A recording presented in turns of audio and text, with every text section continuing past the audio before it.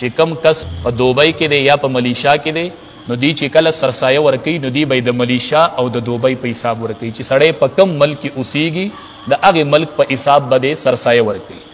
بیا دویمه مسله د فقه دا ده چې نابالغه الواد چی دا د پلار په حکم کې که په پلار سرسایه وي نو نابالغه الواد باندې بم سرسایه وي، که په پلار سرسایه واجب نه نو بیا په نابالغه الواد هم سرسایه نشته دی.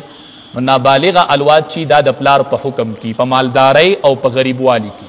نو لہذا چې کم کسان په بار ملکی دي نو د دې سرسایه د هغې ملک په حساب ده او نابالغه بچی چې دي هغه هم د پلار په حکم کې دي. اومې سرسایه په پلار واجب ده، اوم به سرسایه د پلار عمري، او چې د پلار په کم ملکی نو د نابالغه الواد سرسایه به هم د هغې ملک په حساب دي. یو سړی ملیشا کې دی نو د خپله سرسایه به هم د ملیشا په حساب دي، او د چې پاکستان کې کم نابالغه بچی دي نو د دې سرسایه به هم د ملیشا په حساب دي. که ورکی پاکستان کې نو وردی کې پاکستان کې، که الته ورکی که دلته ورکی خو حساب به د هغه ځای کې.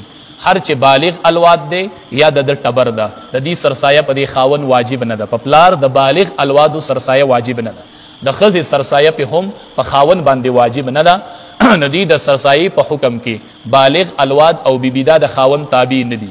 نو چې د کم دلته پاکستان کې بیبي ده نو دا په دې ملک کې اوسیږي نو د دې سرسایه به د دې ځای په حساب دي، او کم بالغ الواد چې دی هغه په دې ملک کې اوسیږي نو د هغې سرسایه به هم د دې ملک په حساب دي، او د نابالغه الواد او د سرسایه به د هغې ملک په حساب دي. نو د بالغ الواد او د ښځې سرسایه په ده واجب نه ده او ورکولی شي. ګورئ د دې دا مطلب نه دی چې د نابالغه الواد سرسایه په ده واجب نه ده نو دی د هغې سرسایه نشي ورکولی، بالکل ورکولی شي.